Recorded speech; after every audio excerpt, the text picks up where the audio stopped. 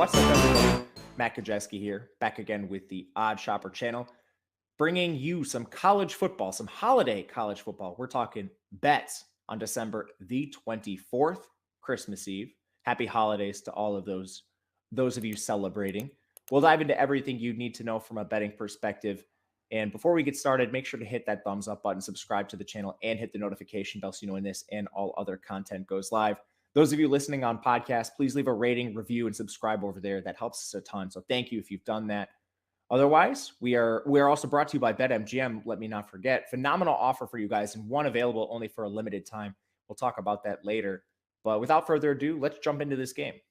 All right, everybody, let's talk this banger of a Christmas Eve game. December the 24th, our lone bowl game. San Diego State takes on Middle Tennessee State. And this should be a fun one. The spread is currently San Diego State -7. The total in the game is 48.5 points. As we usually do, let's start with transfers, opt-outs, injuries. Both of these teams are fairly intact, and that makes sense. We have some lower level competition here, G5 competition. For San Diego State, biggest injury note here is Jalen Armstead, their running back, missed their most recent game.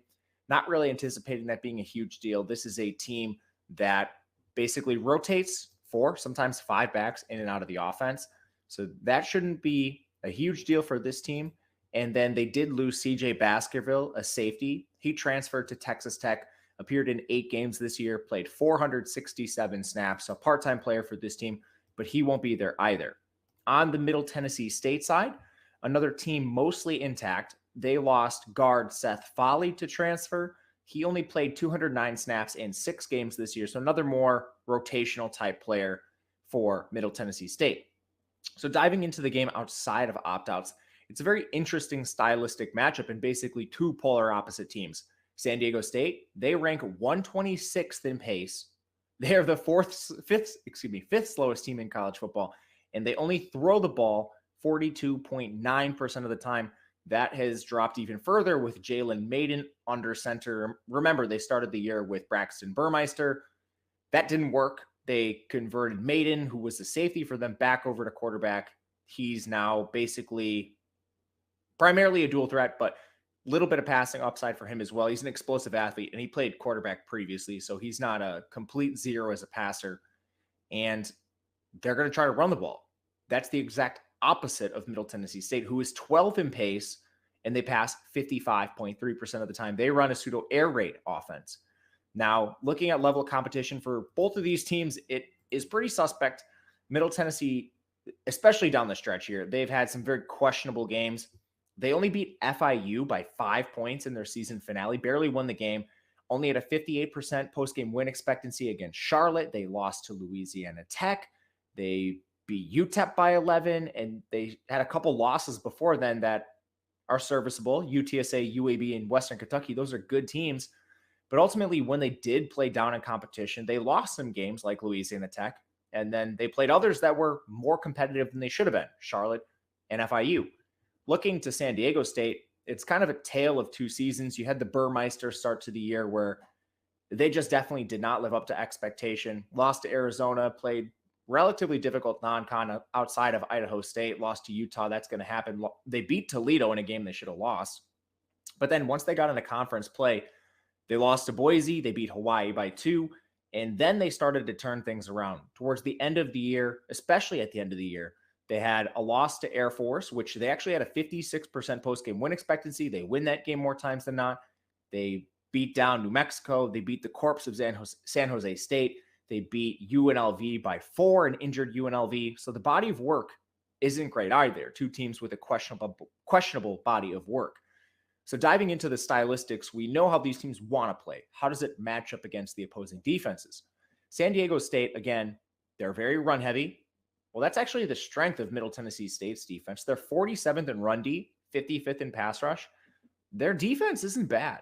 This Middle Tennessee State team has stopped opposing running attacks, and they're only allowing 3.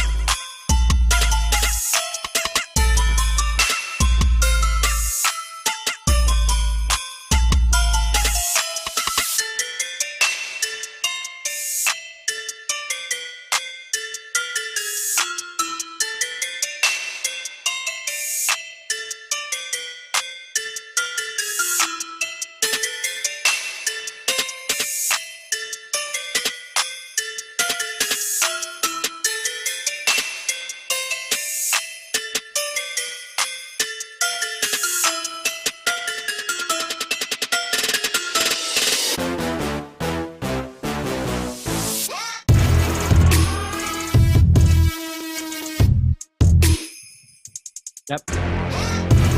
Yeah.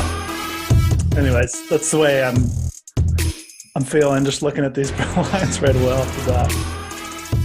Oh, it's 315.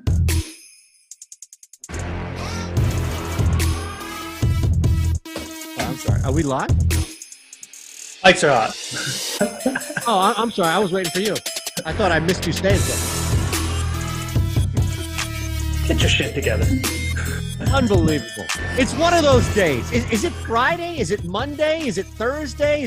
I don't even know what day it is, Geoff. I know what month it is because it's the gift-giving holiday in this country. Yeah. It happens to be my birthday month, so I can't forget December. But other than that, I couldn't tell you what the fuck is going on in our world right now because the weather, the craziness. I know that you and I are here, and I do know that we have breaking news when it comes to No House Advantage. We have upped the ante here. So it used to be a $50 deposit match. But now, thanks to NHA, we're going to do a $100. I couldn't wait to get that out. How are you, man? I'm doing good. Yeah, no, it's important to know. If you haven't tried out Noah's Advantage, I mean, $100 match deposit bonus, promo code Stokastic. Get in on it, guys. There's big NBA slates for Christmas Day. Do it. Absolutely. Yeah, right. Just have fun on your holiday here. All right. I imagine you've got your weekend set. You've got your plans set, and it's going to be a lot of sitting around and staying warm where you and me and Mike producing and a lot of the world, I feel like in the Western hemisphere, north of Oklahoma is going to be dealing with this shit. Right. Yeah, man. Like the entire, like almost all of North America, like above, like you said, maybe the Oklahoma, that's a good place to start. I don't know. I was just thinking about like a random spot in the middle of the country. Yeah. I'd rather be in Oklahoma right now. So I think that's a good random spot. But yeah, it's weather affecting everywhere. Yep. The dome games are going to be super popular in DFS, and just a lot of huddling around. I may actually have some of the better weather where I live for once. Like I said, like I was telling you, it's cold here, but it's actually warming up a bit, and there's none of that crazy storms. So I don't even know. Weird time to be weird time to be in, to just be living right now. But lots of opportunity here. We were talking about that too. Yep. It's going to be a weird week. There, is a potential that there's gonna be people hammering unders, and I would think lots so, of popular ways to make lineups. But we'll go through it and we'll see what we can do here. I don't know about the contrarian angle stuff to this week. You may be on an island by yourself burning money if you go overs in some of these games. So I always like to look because it was a running joke for a little bit where, especially on like the Monday and Thursday night games with just one game, especially on a Thursday night game where you had a lot of clunkers.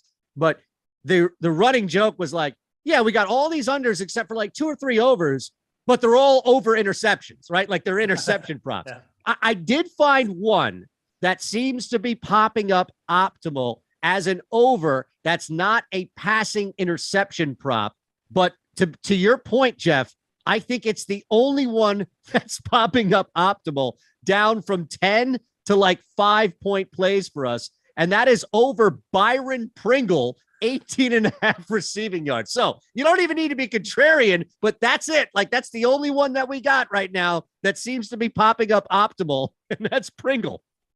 I mean, Byron Pringle making his presence felt here in week 16. Finally, I think I actually have on a couple best ball teams this year, but yeah, I don't even know about that, man. Like asking Byron Pringle to catch 2 passes in the weather, that even seems thin. So yeah, I know. I'm looking at the projections too. I mean, like we got Terrace Marshall Jr. down here at projected as an over, but that's like way down the list. So yeah, again, you're going to be firing unders this week, and I think one thing to consider too is one way to think about it is maybe pick a couple games and go hard at it, because if one game does end up with better weather, like let's just say, I don't know, Buffalo and Chicago, somehow the weather is like clears up at game time and you get more overs there. If you stay away from that game, maybe that's a good way to differentiate. Like hammer like the Cleveland game, or like, maybe some unders in New England or something like that. That could be one good approach. I think one way to differentiate, because if one of these games does end up being a little bit higher scoring or just clears up,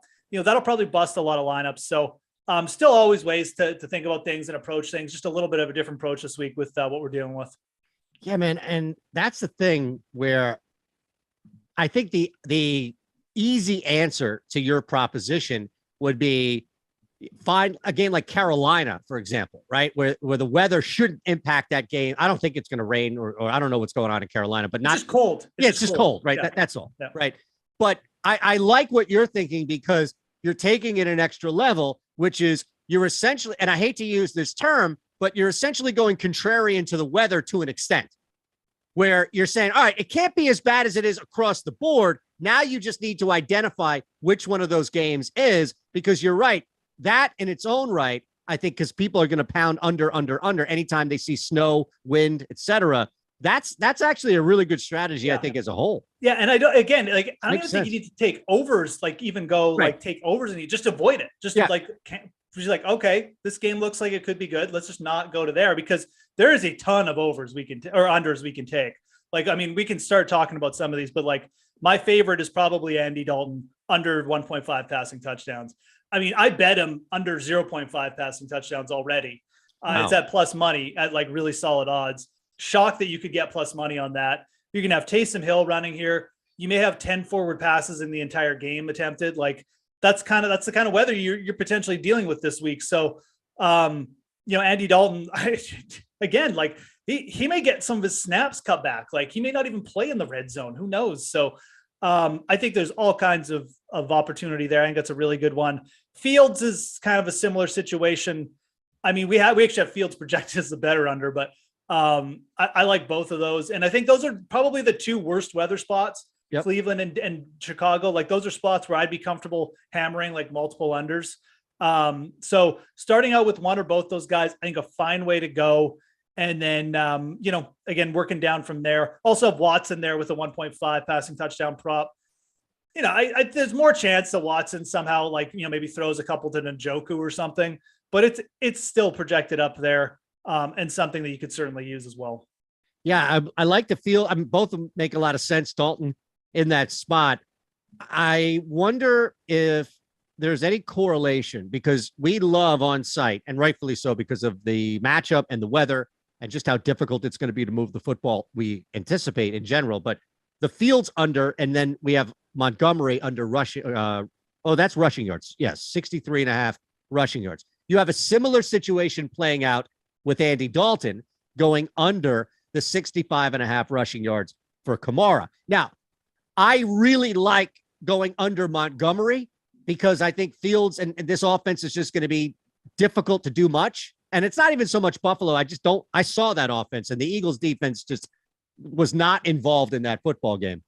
But I don't want to say slam the over, but I'm a little surprised how high we have Alvin Kamara's under 65.5 rushing yards. I mean, that's coming up optimal in 10 and 9-point plays, Geoff. And I just think like the Saints, if they're in this game, it's got to be because of Kamara. Right. And I mean, they're playing the Browns, right? Like, so who, in terms of just what they allow on the ground is like pretty absurd. So I agree. I think you could both look at both those running back props and potentially consider the over on both. I'm with you. Like, I think Kamara is probably the better over. They're very similar in terms of like 63, 65.5, what they'd be asking to do. Kamara should just get all he can handle here, though. Yeah. He'll probably be getting runs on third down, like 3rd and 5 situations, just to be conservative. Taysom Hill is a little bit of a worry, but he's not going to be on the field for the, for the entire game either. So Kamara should be the main carrier, outside of the red zones, basically, which is where you're going to get all your yards. So yeah, I think that's one angle you could certainly look to be contrarian on. Again, avoiding the pass games, like the overs in the pass games is really where you want to avoid. So the run game's a little bit different story for sure. We have these projected for under, but I mean, it's because it's a sloppy game. Doesn't mean one of these running backs can't get 20 carries, 70 yards, even 20 carries, 80 yards. So that's a fine contrarian angle. I agree. Yeah. I think Kamara would be my, choice out of those two as well. Is there, so much of these are just unders and they make sense, right? Like Cooper, 4.5 receptions for somebody on this team, right? Even Cooper could go under that in just a normal game. I mean, he's got Donovan People-Jones taking targets, Njoku, Watson, they still like to run the ball. Like that's just that doesn't even feel like a deflated line. Like that's not even a low prop. So Cooper, I think, is a good under there for sure. Yeah, and I mean, like some of these guys, like Brock Wright showing up for Detroit is weird. Optimal. Yeah, I mean, it's up there. You know, you're asking him to get a couple of receptions. I don't know. I don't think that's one you have to play. I think there's actually better options out there. I think Josh Allen's passing yards is fine to probably fade. So is Mahomes. I think those are both good passing yards to fade. Probably favor Mahomes. We have that projected as a really strong under. Cold weather. They have two running backs in McKinnon and Pacheco who they're going to be able to run the ball with against a bad rush defense. I don't know why Mahomes would necessarily have to throw for that much in bad weather. Again, maybe one of those spots where if the weather clears up in KC, you just avoid that game. But like, that's a pretty big total, man. I mean, again, even on a good day, Mahomes that may not even get there. So yeah, I think that's another fine passing game to fade as well. So yeah, that's the thing too with that game. And I was looking at, Pacheco and just looking at the running element of that. And so much of this game though, is just getting to that high total. Maybe there's an opportunity for Kansas City to play with a bigger lead and run it out. But I mean, look, when's the last time they've covered a spread? 7 weeks. I think they've covered 5 or 2, maybe something like it's been rough is my point in all of this. Yeah. So they're not like a cruising, dominating team. Seattle just has something in them that I wouldn't trust that 10-point spread, even though I'd probably just lean Kansas City in general. So maybe that's enough for people to stay away from Pacheco. Yeah, absolutely. And the thing with Pacheco too is like McKinnon is taking a lot of those shotgun snaps. So good point. But yeah, it's like, you could definitely look to like fade Mahomes and then go over Pacheco. I mean, again, I think if you're going to get contrarian on the slate, like going with the running backs makes more sense to me than taking it over with like a receiver, especially just with the lines we have. I mean, if the line on like Juju was like 3.5 receptions, sure, you could look at that. He's a slot receiver. A lot of his passes are short yardage. He's got Mahomes, but it's 5.5. Like, I don't want Juju Smith-Schuster for 6 receptions in a bad weather game where, potentially like the wind gets up or something. So yeah, I think Pacheco is an interesting target. He correlates well. And that is one of those spots where the weather could actually be like a little bit better than we think. It's going to be freezing, but the wind may not be that bad. And it's probably not going to reach like the apocalypse of like Cleveland or anything like that. So no, that's the bigger thing is trying to, and you talked about that in the worst weather stuff. So, trying to figure that out on games that are more mild, I guess, if you will. Man, I'm just looking through what we have, and some of this might be just a matter of circumstance, right? But JK, now to be fair, we have JK Dobbins. This is a guy that I was, again, a little surprised to see him at 69.5 under. But to be fair, he's popping up in that 5-4 range. So, I'm trying to find guys, Geoff, that I think we can disagree to some extent with the projection and having a conversation about it without being like, no, we're going contrarian with it. Yeah, no. And again, like the rushing totals here, I think makes sense. Like targeting Dobbins for a big day, whether you're in betting, DFS, or on no house, like with your lineups for like a leverage spot, I think it makes complete sense. Freezing cold in Baltimore as well. Dobbins, what did he average? Like 9 yards per carry last week? Yep. I mean, and that was a game where Baltimore was like behind as well. So they're playing Atlanta. Atlanta's rush defense has progressed. Yeah, Dobbins has gone over this, I believe, 2 weeks in a row, like fairly easily. So, 69.5, it's sure we have this projected as a slight underplay, but it's not a heavy under at all. It's one of those lines where, he basically gets like one late 10-yard carry or something. And all of a sudden, instead of like 65, he's got 75. And he could certainly even do better than that if the game flow goes in his direction the whole way. So yeah, Dobbins as a sneaky contrarian move in there as well. And again, you can mix that with the guy who's right underneath him in the projections, Demarcus Robinson. Yes. Just fade Demarcus Robinson here. I don't mind that. I don't know if we have a Mark Andrews prop. Oh, we do. So 60.5 for Mark Andrews, who's just looked like he's clearly playing injured lately. I mean, to me, there's something wrong. 60.5, you can fade that as well. So lots of ways to work in a Dobbins over as a little bit of a contrarian move. I still think that the main thing you should be focusing on this week is just picking those really obvious unders out from the other games. And then just, if you are going to do something like that, like make sure it's a high confidence move, like, Dobbins, and again, like avoiding those games you think may have a little bit better weather than you think with your unders is going to be key. But yeah, I mean, the rush game from Baltimore should take off here. I don't see any reason why I wouldn't.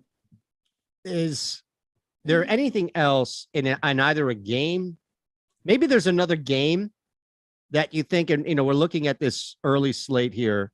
So, you don't have like the Eagles Cowboys game, or you don't have some beefed up opportunities, I think, in non-weather scenarios, right? But is there another game or maybe a guy that we should hit on that you liked or either thought, I mean, Diggs is at 86.5, right? It's not a high prop that we're pushing there, but it's about a, 5 to 3 point range to go under there. That's somebody who I could see, all right, for the most, or maybe actually he's popping up 7. So 7 to 4 in that range. But that's somebody who I could see easily coming under that based off game flow or needing 2 grabs, if you will, to go over that. Yeah, I mean, that's Steph Diggs definitely could do that. That would be like someone, though, again, like I'd feel pretty good about going under on Diggs. Okay. The Bills have been using the running backs a little bit more in the passing game. I don't see any reason why they would kind of go away from what they were doing last week. And, the difference between this game and last game, like you could say, well, it's the same weather conditions, Geoff, like how they put up a ton of offense, but you don't have Miami pushing the pace. Like you have the Bears. So, and also I do think the weather is projected to be a little bit worse. So yeah, Diggs is one, like at 86. I mean, I just think that's a solid fade. I really do. If he gets there, like I'm fine living with it, but I mean, like we got to take some stances this week, and that one's a pretty solid under projection for us. We haven't projected for like 70, 71. I wouldn't be shocked if he came in at like, 60 or 50. I think what you're going to see this week is a lot of extremes.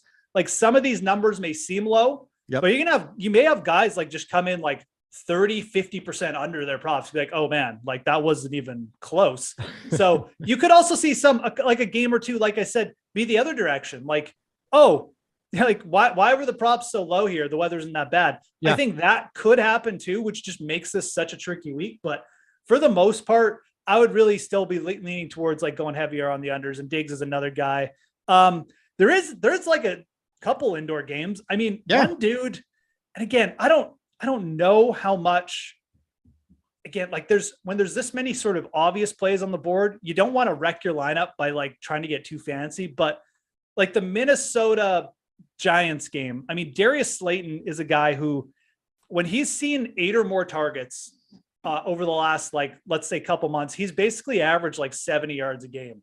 And with the way the Vikings have been pushing the pace, teams are averaging like 40 pass attempts against them. I think Slayton probably gets to like 70 yards here against the secondary. I just lost him. I had him up here. I don't know what his projection is now, but it was in the 50s. Yep. And it's a big projection. And like, obviously we haven't projected to go under this, but here it is. It's 57.5. We do haven't projected over 50 yards though, which is a pretty solid projection. His sportsbooks props are, in the high 40s. So it's not like we have been projected for a terrible week. I think there's a very good chance he goes over that prop. I mean, I'm also bullish on Daniel Jones this week. So, but that's just, one way to, if you want to look at other games, if you're sick of the weather, you just want to mix in something different. That's a guy who, for the Giants, I think going to be a vital part of that game. And I think probably gets there on volume. So a volume alone. Right. And look, that game in its own right has trouble, at least for me, written all over it for Minnesota, coming off a game like that. A win like that you've already had. The head coach has come out and intimated that there could be a snap count for a lot of the starters because they're not really going to change their seeding, that type of stuff this late going up against the team in New York who's so desperate. Yeah, that's where the stuff that doesn't pop up ahead of time on like analysis, that's where that shit comes out and you win a bet or you go over or things to your point. Absolutely. Yeah. You mean, you got to watch we're at that time of the season too, right? Exactly, like Minnesota is one of those teams like they should, I mean, I don't know why they take their foot off the throttle this week because they're still alive for the number 1 seed, I believe. No, I don't believe so. Oh, wait. Technically, so Philadelphia has Dallas, New Orleans, and New York, right? Yeah. So if Philadelphia loses out and Loses out, yeah.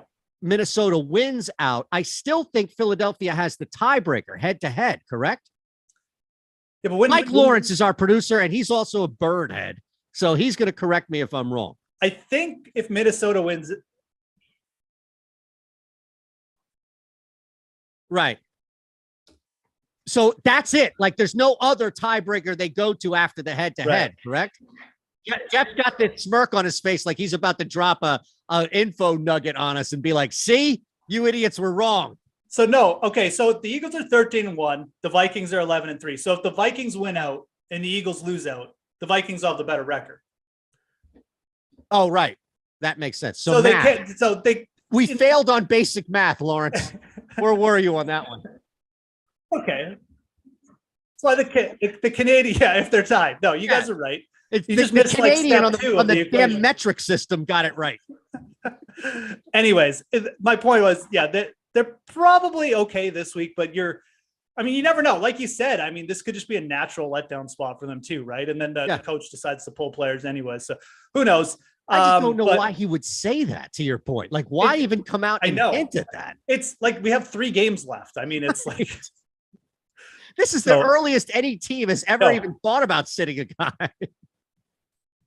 Oh, man. Goddamn Minnesota. Anyways, so Slayton was one guy from that game. I'm kind of bullish on, but I mean, I don't want to go out of my way necessarily to take props that I don't think you have to take this week. I really think that with the weather and just watching how it transpires, there's going to be lots of opportunities. So Slayton was a guy I do like from that game. That's an over I'm already on, like I said, and I think there's a good chance he kind of blows that out of the water. But I think staying kind of concentrated on, we brought up Montgomery and Kamara potentially as nice contrarian moves there too. Nick Chubb is kind of interesting. Looking at him, 5.5. Yep. I mean, this dude is built for these games, right? Like, I mean, Saints rush defense, nothing special at all this year.